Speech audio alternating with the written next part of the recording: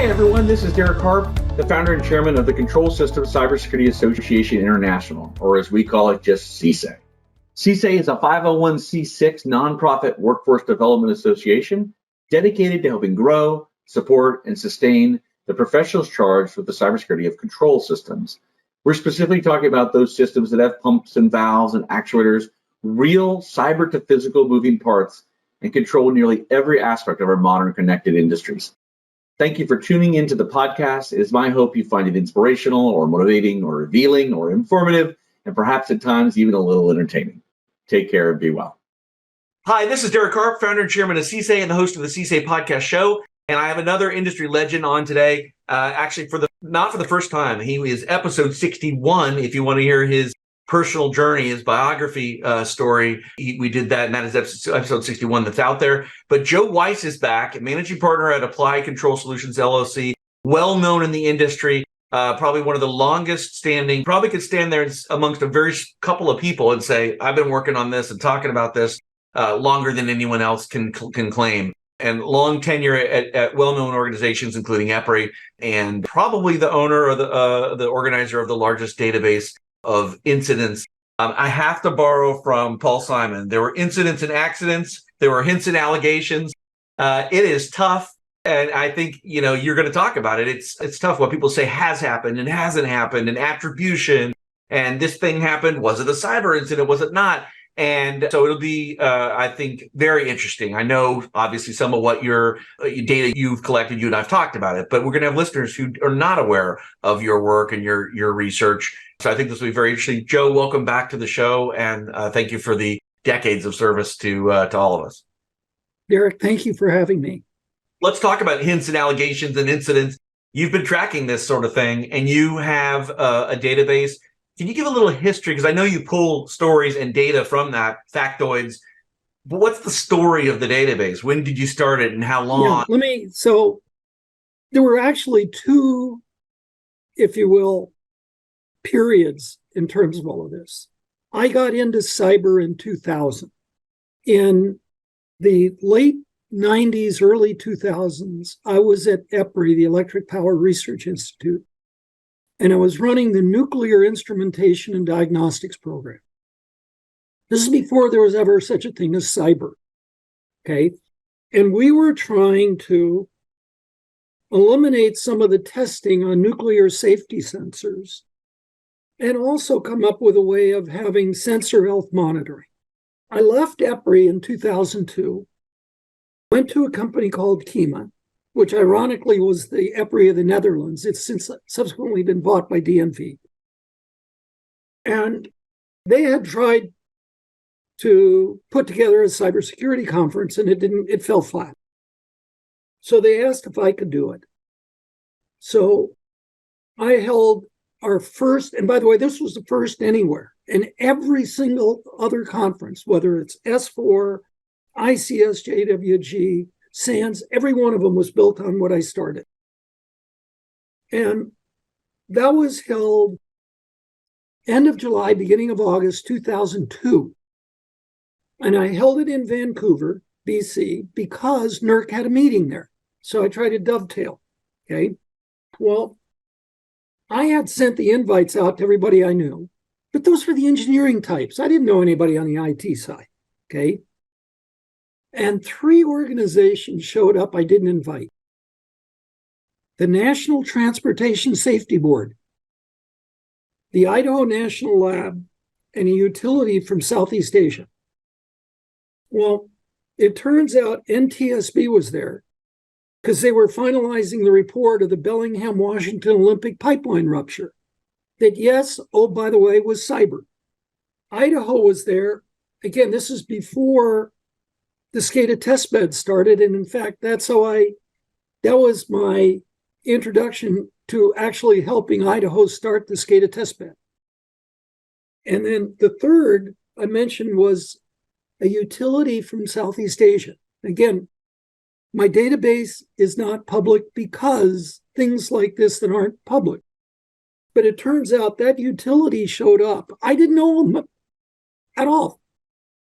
They had had multiple control system cyber incidents, and one had taken out 10% of the generation of their country. So I'm going, wait a minute. Well, it was a successful conference. We had 125 or 150 people. So my boss says, gee, we got to do it again. So the next one was in Denver in April 2003. Well, I was doing work at the time for Navy Mission Assurance in Dahlgren, Virginia. You're probably familiar with it. Yep. And of all things, I was working on EMP, electromagnetic pulse. Well, when I was still EPRI, I went out to Sandia to see about putting money in because they said they had a SCADA test bed, which they did not. I had gone to several others, and, NIST had a small little toy one. So at the conference in 2003, I had invited Dahlgren, because they had a test range, Idaho, Sandia, PNNL, and NIST to all talk about why they should have been the SCADA testbed. Well, the first two slides that Dahlgren gave, this is on Navy letterhead, official in this meeting that's public, okay, was a destroyer was coming into the port of San Diego. They had not turned off their high power pulse radar systems. Again, this is probably something you're familiar with. I remember the checklist. Yes, we had to get certain things turned off at certain ranges before we got into civilian populations and civilian air control and all those sorts of things. Guess Yeah, what? a big no-no. They leave those things on for sure. Yeah. So guess what? They had inadvertently left it on, and that destroyer took out San Diego Gas and Electric and the San Diego Water Authority's SCADA system. The second slide, Navy letterhead, they were doing pulse radar testing in Europe. They blew up a 36-inch pipeline.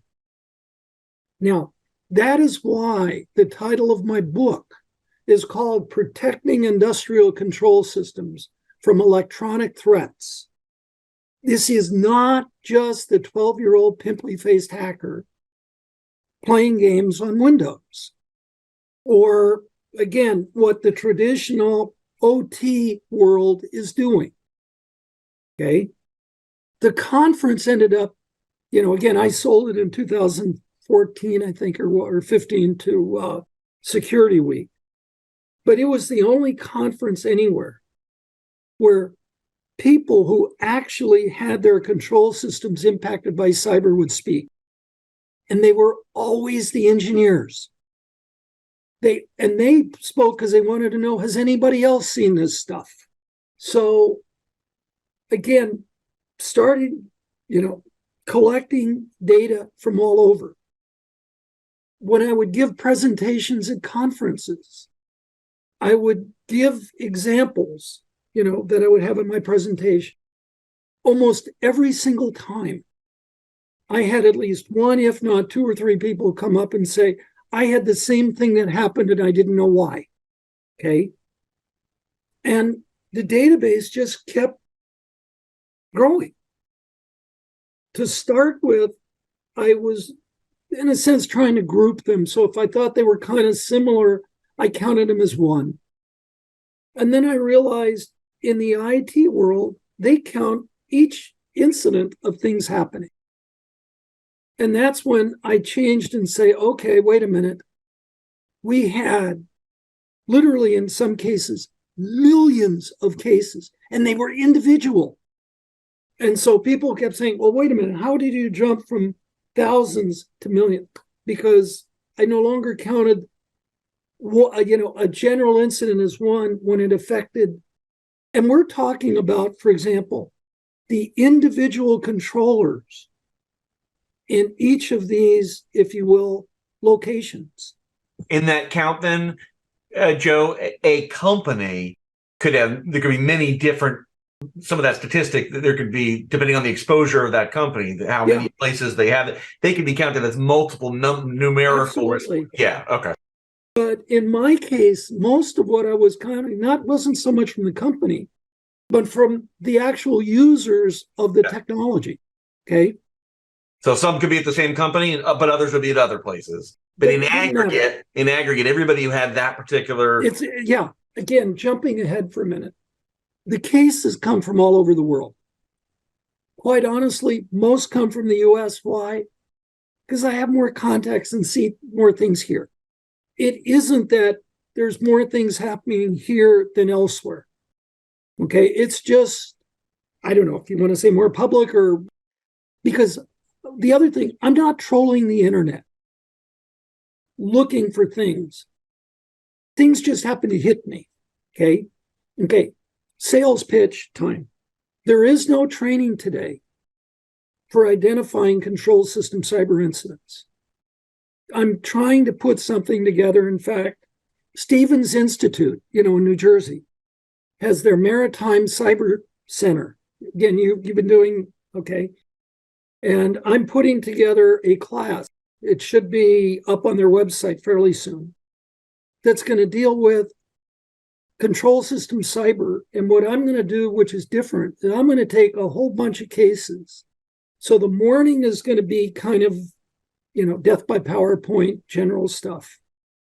And the afternoon is going to be taking real cases and basically asking people, why do you think this shooter shouldn't be identified as being cyber? Okay. Now, let me also deviate for a second and start talking about what is cyber. Okay. First of all, and this is also in this micro learning module I'm doing for ISA, the term cybernetic actually came from steam turbines. That term obviously got morphed and totally, completely, turned inside out. But the definition of a cyber incident is, and this is given by NIST, by ISA, by GAO, etc. A cyber incident is electronic communication between systems or systems and people, in other words, an operator display, that affects C, I, or A. Okay. Now, it's an IT definition because you don't see the word or the letter S for safety. But the other point is, it deliberately doesn't use the word malicious. Okay. Doesn't have to be malicious. It's electronic communication between systems that affects C, I, or A. And in the control system world, generally C is irrelevant.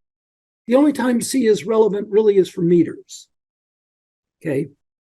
For control systems, C is totally irrelevant. Yeah, for anybody listening who doesn't know, confidentiality is the C. I've heard people rearrange the letters sometimes for OT, AIC, and things like that. Yeah, but see, here's the other point there too. CIA was really there for data, not for impacts. So when they were talking about availability, they're talking about availability for data. I'm talking about availability of a facility or an availability of a pipeline, or the availability of a train to run. Okay. Integrity is the integrity of the measurement. Okay.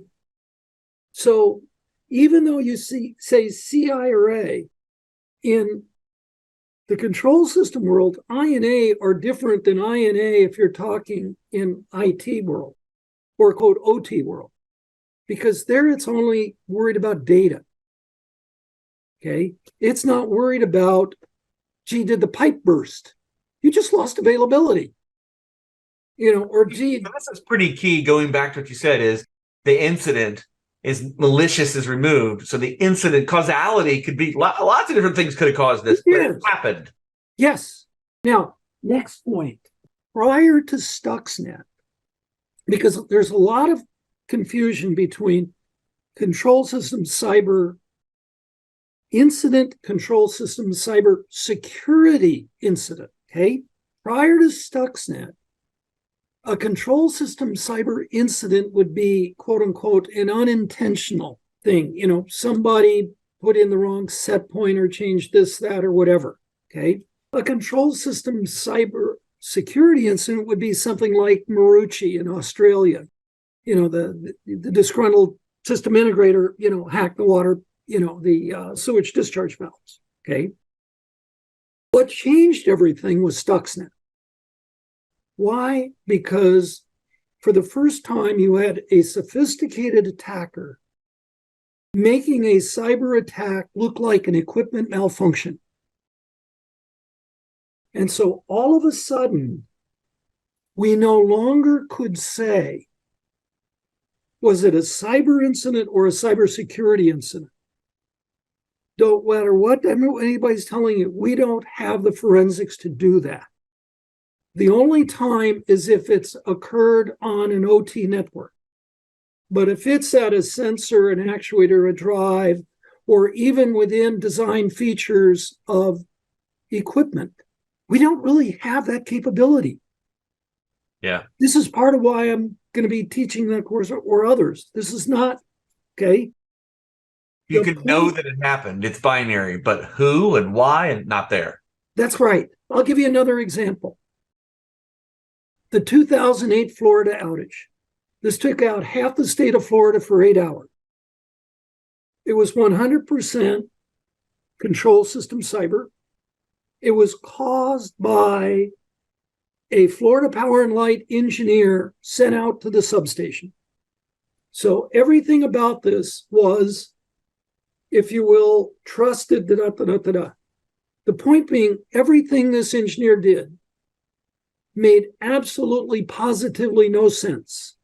Everything he did was totally and completely out of any reasonable way to do things.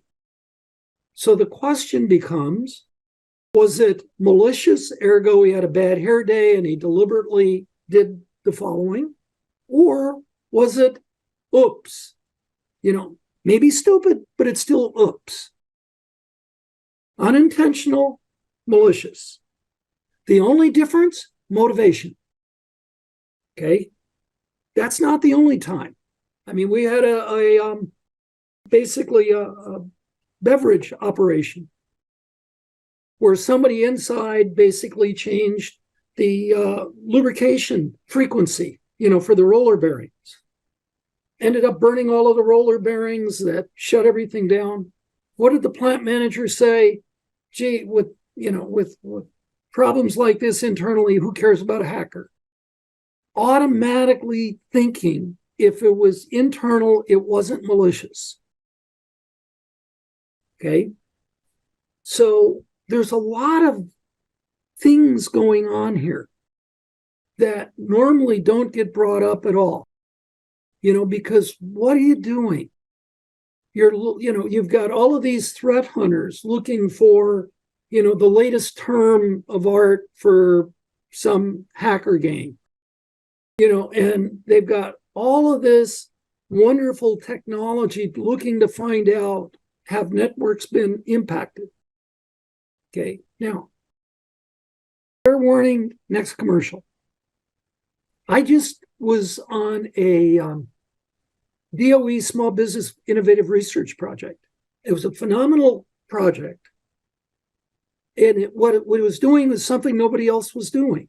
It was trying to predict if somebody was able to hack into the networks, mathematically, could we predict where they would go next? Isn't that something that actually came out of the ballistic missile office? And here's another thing that we've found in phase one, and truth be told, we didn't get awarded phase two, even though I'm going to tell you the next part. When we did our literature survey on phase one to say, who's been doing this work on predicting where the hacker will go next? You know who, at least from the open literature, had done the most work of anybody? Iran. Amazing what happens after Stuxnet, isn't it? Yeah. And like I say, for what it's worth, phase two was not awarded. Can't answer. But this part of where all of the story is coming from is this is the real stuff that's out there that's not being addressed by anybody. Our annual To corroborate one aspect of what you just shared, our annual study, the clear winner, when we ask people to sort of rank what they believe their threat adversaries are, the clear winner are non-malicious insiders, like by an order of magnitude. Well, here's what got me with my database. Before, again, all of this started, I would have thought that the unintentional would be 90% of my database. It turns out the malicious is probably 90%. Very different. And that's right? number 2 in our list of perceived threat adversaries was malicious insiders. Non-malicious and malicious. Malicious was number 2 for sure. Nation states, whatever, was smaller. Well, in this case, part of what you're talking about was not a nation state, but major manufacturers. Very different. Again, I remember Eric Byers, when he'd put out his recent reports, would basically come up with all of these probabilities until he knew. And I never did that because I remember once when he was talking about water, they went from 1 year, I think it was from 7 to 9. Well, percentage-wise, that was a huge increase. So in his database, he was talking about this huge increase. Well, they went from 7 to 9. Well, here you're talking huge number. And these are very, very malicious. And not only that, these are going directly at the controllers themselves. And this is not using any IP networks whatsoever. The blog I told you I'm getting ready to put out, this is literally weeks old. A large data center was shut down, maybe for an hour or so. This is a major data center. And what had happened was there was a voltage dip.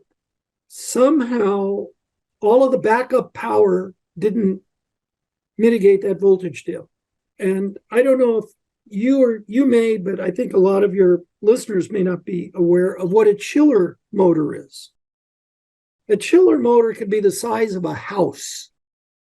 This is basically the refrigeration unit, if you will, in a data center that's required to keep the temperatures at a preset level so you don't have to shut them down because there's so much heat generated inside that data center.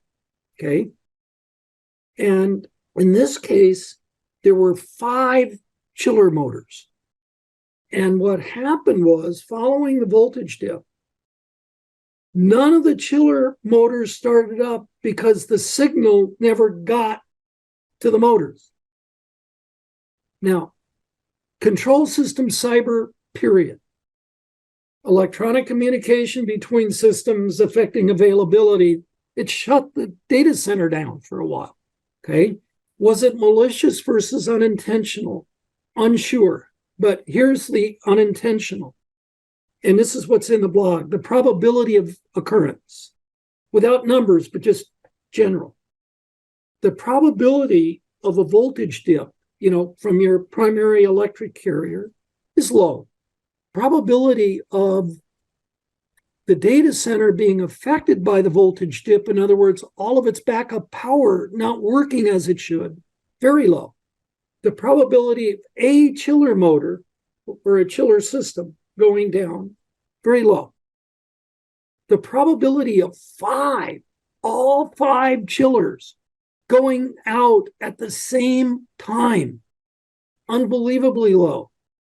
The probability of all 5 chiller motors going out exactly when you had the voltage dip, beyond extremely low. The flip is you start looking at something like Volt Typhoon with the question, was it? Now, what I can tell you and what the blog is about, was there a control system cyber incident? Absolutely. Now, when you looked up what the data center operators said they were going to do, they're going to contact their OEM supplier. Did not set up any type of cyber incident response. Because what was it? It was viewed as, hey, it's a mechanical problem. If it doesn't look like it's an OT network issue, it doesn't count. Hey everybody, Derek Harp here, and I just want to take a brief moment to thank three companies that make this podcast series possible. The first company is Waterfall Security Solutions, and they led the charge this year for the podcast, and they specifically sponsored it from their podcast, the Industrial Security Podcast. So check that out. That's a great linkage to an entire other series of over 100 episodes. They had their anniversary recently, focused on control system cybersecurity, and they were supported this year by KPMG and Fortinet. We could not do this without them. These companies not only have supported this podcast series this year, but they supported CSA since its very early days 8 years ago. And we're entirely grateful to the teams and dedicated professionals at Waterfall Security Solutions, KPMG, and Fortinet. I know some plant operators, just to challenge you a little bit, that are definitely OT people that say, not a cyber incident. They claim what you just said. And it wasn't security people. It was the person running the plant saying, no, just a plant thing. So I'm not sure who gets to claim that something is. By the way, it's both. So if someone wants to read that blog article that you're going to publish soon, how do they find it? It'll be Control Global, and it'll also be on my LinkedIn site.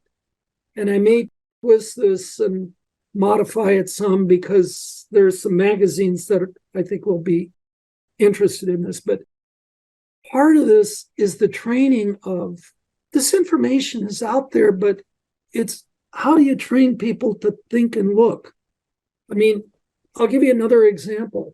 I think you probably know what a water hammer is. I think, maybe a lot of people don't. But a water hammer is basically a pressure change that results in this big pressure gradient that can physically damage piping or other pieces of equipment, turn it into spaghetti. Okay. Literally, it was either 2 weeks before or 2 weeks after Oldsmar. And you realize Oldsmar was not a cyber hack. It was purely employee error. Basically put in the wrong values. And the SCADA system wasn't smart enough to say, wait a minute, there are too many zeros there. It accepted it. Well, I forget which side of Oldsmar it was, but there was a water utility that in the span of 3 or 4 days had 3 or 4 different water hammers caused by the SCADA system for that water utility. A water hammer isn't supposed to happen but once maybe every 20 or 50 years. I mean, something is drastically wrong. I found it. It happened to have been, it was just there. It was from a local utility. It was just from a local newspaper article. I mean, these things are all over. They're just not identified as cyber because to the vast majority of the world, and that includes all of the decision makers in Washington, a cyber incident must be a compromise of an internet protocol network. Well, it doesn't have to be. And like I say, our adversaries are, think about the NERC SIPs. The NERC SIPs tell you what is out of scope. It's public. The adversaries know where we're not looking. And we're trying to tell people how secure the grid is. All of these sensor issues we've been talking about are out of scope for NERC SIP. Basically, anything under that electronic security perimeter, which is where you have your firewalls, routers, switches, in other words, the networks, the IP networks, everything under them is out of scope. In other words, where the reliability and the actual safety of the grid is, isn't there something wrong with a statement like that? And it's not any better with water or with oil, gas, and chemicals or anything else. Because of the details of that incident? Or technically, can you give an example of something that would be wouldn't fall in that scope? Yeah, what I mentioned before with the, for example, with the EMI causing that, a 36-inch pipeline to explode. I can give you, you look at San Bruno, or I can keep going. Well, it makes sense to me now. The number of incidents you've talked about with me before, the way you've defined it. And that's essential, is understanding your definition. It's the broadest definition. All the different, threats aren't all, there's many different types from many different kinds of actors of many different motivations, including innocent motivations. And if you add them all up, these are threats to that infrastructure, regardless of what the cause was or who was behind it. And it's growing exponentially because there's more and more desire to connect more and more things. Yeah, I was going to ask you that, right? We're on an index of more, more having attacks said that, every day, right? Yeah. What's the recipe for success? I mean, if it's number been one, around forever and we've been connected and we have more problems than ever and more. But here's the issue. We need to have both a short-term and a long-term solution. The short term is we need to get the right training. I was on literally, Sandia had a cybersecurity session this morning, which was right before I got on with you. And there's training out there, but it's not for the engineers or to take them down to this lowest level of what's going on. Okay. We need to have the training leads to the right policies and procedures. Because what's happening is we're not going to get secure field devices really for the next 10 to 15 years. And you're talking about originally equipped, originally made, manufactured, secure by design. Secure by design, okay, and installed in enough quantity to make a difference. Yeah. Because again, think about this. In our world, you're not going to replace something that works well because somebody says it's not secure. You're going to replace it when either it breaks, it's obsolete, and you just can't get a particular part, or for other regulatory. In other words, that device can't help you meet an EPA, environmental requirement. So you'll replace it because you got to meet that. Okay. But if it's not that, you're not going to replace it. No, too expensive, especially things that were high capex, and then let's get to low opex if we can. Not going to replace all that stuff until you have to. You're forced to. So clearly, new stuff, greenfield environments, new builds, new equipment. There's a let's say a better future for those devices and networks. But as you know, we're facing with all this stuff that is old. Let me give you one other. Where are we today? I put this out as a blog too.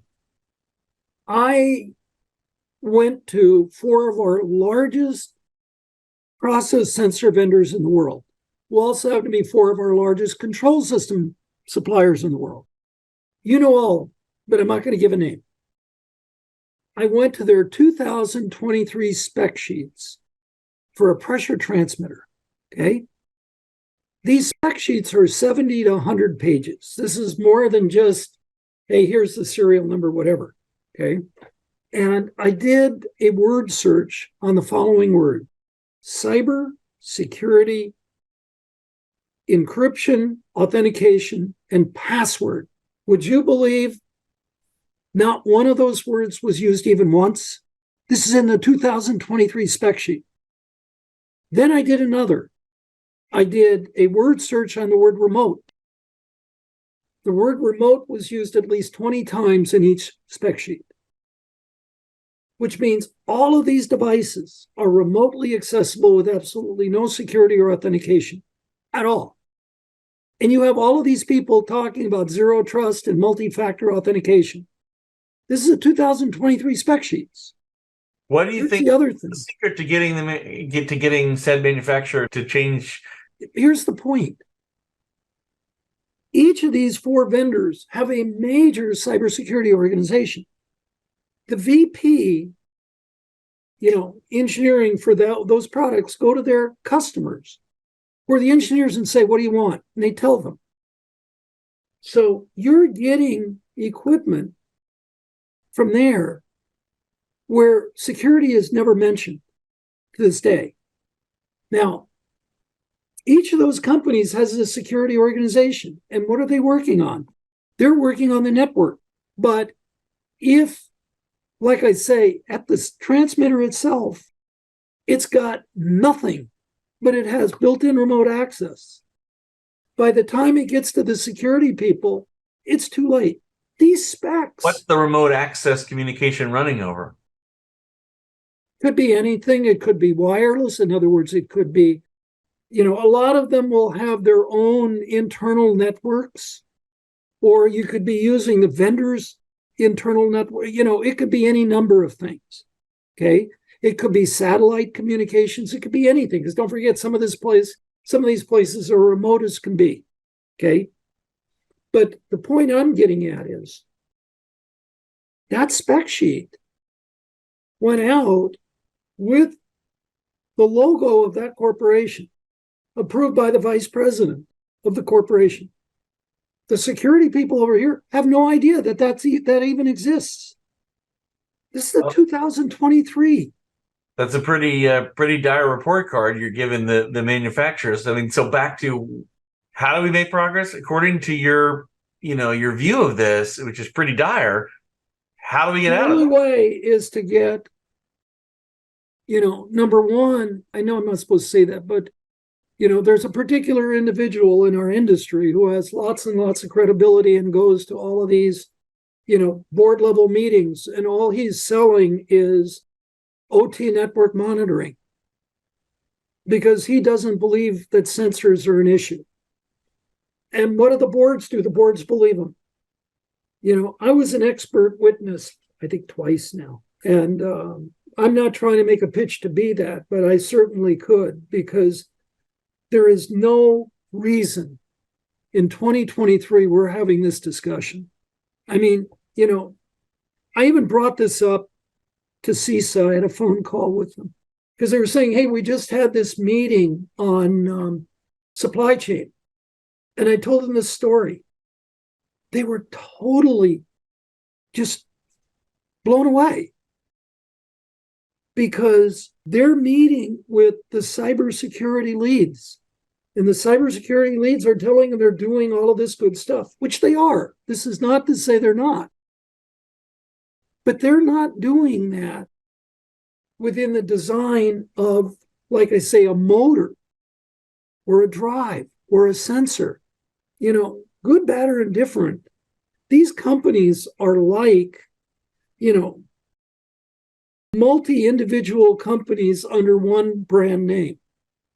And you think because you got to the brand name, everybody's done it. Sure. And like I say, it blew my mind when I went through this little exercise, because we had identified this in our ISA 8409 exercise. And an engineer at the end of 2001 wrote a LinkedIn article that he was, implementing 3,000 plus brand new smart transmitters. And there were no passwords. And I'm just telling you, each time I'm getting validation independently that this is what's really going on. But you go talk to the heads of security from these vendors, and they will give you a completely different story. So according to this view, what fixes this? It sounds in a way like unless some catalyst is introduced, it stays this way. Too much friction and too many different desires, viewpoints, saving money, efficiency. Yeah, well, and by the way, this has been 23 years, 24 years. It's not like this just happened. And they keep talking. And by the way, the same thing is going on within the government. You go look at the functional requirements that have been put out by, say, DOD. This stuff isn't addressed there. This is not just hey, let's save money. You don't have the right people. There isn't the right training. The bottom line is here's the history. 9/10, considering today's 9/11. On 9/10, 2001, I was in Houston for the big ISA conference, and we had a couple of panel sessions. And we had oil, gas, chemicals, water, electric. Delco was there from automotive. We had one of the biggest consumer packaged goods companies in the world there. We had a dog food manufacturer there. Because on 9/10, cyber was business. If the control systems don't work, you can't make anything. If the control systems work better, you make more money. That was 9/10. 9/11, I couldn't get home, nor could most everybody. Yeah. Well, I don't have a date and I don't have a document, but cybersecurity was made national security. And when that happened, cyber was yanked from every engineering organization everywhere and given to IT. Gartner hadn't had a chance to come up with the OT name. Okay. Well, two things happened. The engineers were left behind as well as the engineering management. Number two, to IT, cyber was the Internet Protocol Network and the native IP devices. What's that? Firewalls, switches, routers, hubs. That wasn't big then, but cell phones, tablets, you name it. What was not there? What fell off the turnip truck? Sensors, actuators, drives, all of the engineering stuff got left behind, which is why to this day, there is no cybersecurity. They're not viewed as native IP devices because they're not. Now, until the senior executives in the government, in the manufacturers, in the end users, or until, I'm going to use a name, the Moody's or others of the world like that, and the insurance companies and others come down and say, we're not going to accept this risk. Things are going to keep going the way they are. My head hurts. I can't change it on my own. I mean, here's what's amazing. I'm watching your eyes because we're doing this. You've been involved in this, quote unquote, forever. Yet I'm telling you things you haven't heard. I can see from your eyes. It's like, how can that be? This is what happens with me all the time. I'm meeting with really smart people.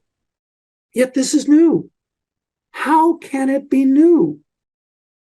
Rhetorical question. Are there solutions that anybody? Again, I go short-term, long-term. Yeah. Because don't forget, we have equipment that's going to be there for the next 10 years, which means we need to have the right training, which we do not today. We need to be, and coming out of training would be the right policies and procedures for how do you live with this insecurable devices. There are technologies like, and I'm not mentioning names of vendors, where you can monitor the physics of the sensors. Because when you're down at that level, you can't hack them because you can't hack physics. Okay? That's the funny part. That's where there's a solution for the control system world that IT doesn't have. We can get to ground truth. There's some really neat cloaking technology that's out there. Again, I don't want to mention names. If somebody wants to talk to me offline, that's fine, but not here. There are things possibly like playing games with some of the UPSs. So there are things we can do in the short term, and some of them are going to be paying big dividends because they will help the reliability, which is money every hour of every day. The long term is building secure field devices, which also means having the right chips and everything else associated with it. That's 5, 10, maybe 15 years away. But what we can't do is keep going what we're doing, because this, I won't even say old stuff. I just told you the 2023 spec sheets. That's what's still going out there. We have to be able to live with that for the next 10 years. If there were truly, the rip and replace, if we truly honestly had replace, then it's shame on you if you don't want to spend the money. We don't have replace. We have, like I say, sensor monitoring and cloaking that can help But what they're doing is trying to make, lemonade out of lemons. You're talking about totally insecure systems. What can we do to live with them? And by the way, there's some additional benefits with both of those. But that's what it is. And people are very unhappy with my story because they're looking for the silver bullet. And you have all of these people who are telling them they have the silver bullet. And it's like, this is what you got. You're getting toward having Alzheimer's. Once you get Alzheimer's, you don't have a way to reverse it. We're not at Alzheimer's yet. We can't reverse it, but we can live with it. But if you don't do it, like with what happened, like with the data center, that's like having Alzheimer's. At that point in time, part of what the recommendations with that was, well, gee, we need more automation. It was the automation that got you. And they're going, we need more people on staff. Well, these are sensor signals that operate automatically and instantaneously. You can have an army there. It's not going to do anything. Well, I'm not I'm not surprised. I know your view on these things. It's a dire prognosis. Well, it doesn't have to be.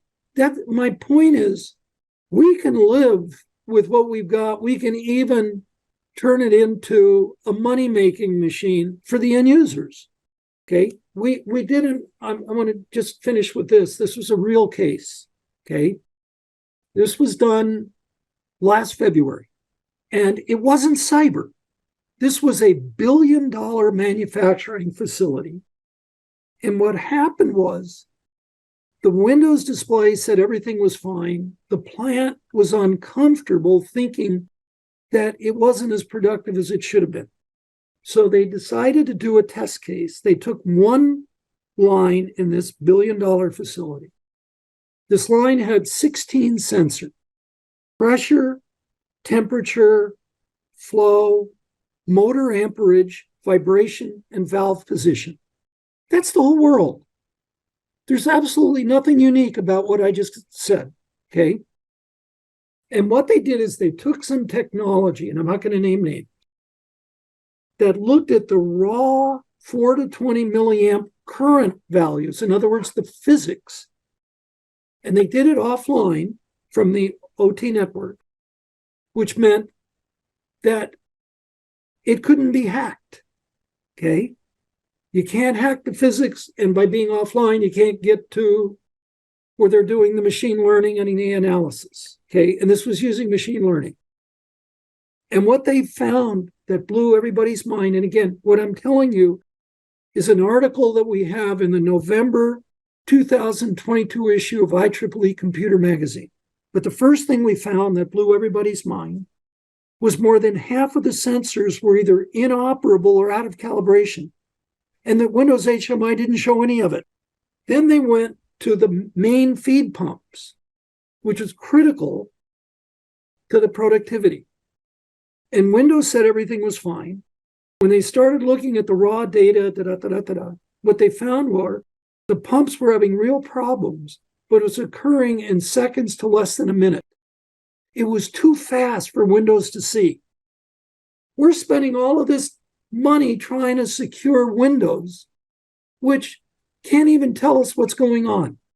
Then, and this is part of the reason it's in the IEEE magazine, we did a very detailed cost impact analysis. And what we found was that the sensors and the pumps were contributing a 3% hit on net productivity in this $1 billion facility. Now, that's real money. This is unlike everything you hear from it. Here is a real ROI. And oh, by the way, cyber comes along for the ride. The other thing about this project that was so neat, it was called a productivity project, which meant there was buy-in from corporate, plant management, all of the plant staff, and cyber people were there. If it would have been called cybersecurity, bless you, none of the staff or none of the engineering plant or corporate staff would have been there. Isn't that something? I like your argument about things that could return on investment and do something. That's the point. A very powerful way forward for any solution. This is the whole issue. When you're down at the sensors are the starting point for everything. Your fingers. This is what goes to the brain. The brain acts on what the fingers, eyes, ears, nose tells it. So if you have better knowledge of what your fingers and nose and eyes are doing, the brain will give you a better result. It's just that simple. Okay? Well, what we've done is ignored that, gone directly to the brain and said whatever the brain says must be true. Well, the bad guys know, gee, if I get to the brain, I can cause all of this problem. Here, because this is the starting point, if you have a better temperature or pressure or flow measurement that's directly contributes to improvement in productivity, reliability, this is literally online predictive maintenance. That's bottom line affecting stuff. Everything. And cyber comes along for the ride because guess what? You're providing an, if you will, authenticated, correct input into the networks. So everything downstream benefits, everything, not just cyber, everything. When you're talking IT, you divorce it because IT is just data. Our world is 90% of our world is the operation of that facility, not the networks. But we're letting the tail wag the dog. You do this, you get the engineering or the management staff on board, and you actually will be making money while in the same time you're reducing all of those costs. Anyways, wrap up. Number one, thank you for allowing me to be on. Number two, treat control system cybersecurity with the first words, control system. Stop trying to use cybersecurity of, because that allows it to become something different than it is. So you treat that, it's holistic. It's holistic medicine. You do it that way, everybody benefits. It's a major culture change, and I need your help. We have to get both sides to understand both sides will benefit. It's not one or the other.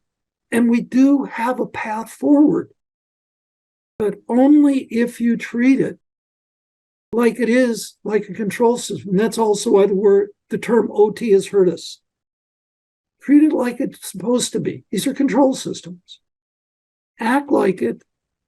Have the network security people providing their expertise, but they should not be driving the car.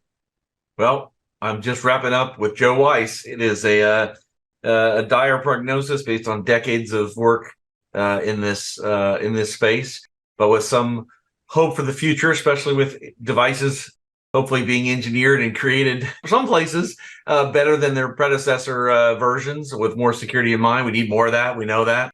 And that the future implementations can be better than they are today. And in the meantime, the stuff that we're stuck with, we've got some challenges. Joe, thank you for coming on and for sharing this. And thank you for the unquestioning decades of passionate research and scholarship and speaking and teaching and instructing and testifying. I mean, you've been there and done all those things and continue to do all those. So thank you for all of that on all our behalfs. Eric, thank you. All right. Take care and be well. Talk to you again You soon. too. Thank you. Bye. Bye.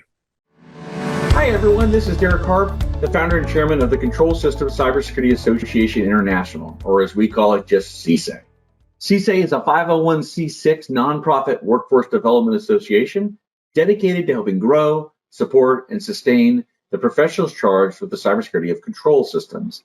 We're specifically talking about those systems that have pumps and valves and actuators, real cyber to physical moving parts, and control nearly every aspect of our modern connected industries. Thank you for tuning into the podcast. It is my hope you find it inspirational or motivating or revealing or informative and perhaps at times even a little entertaining. Take care and be well.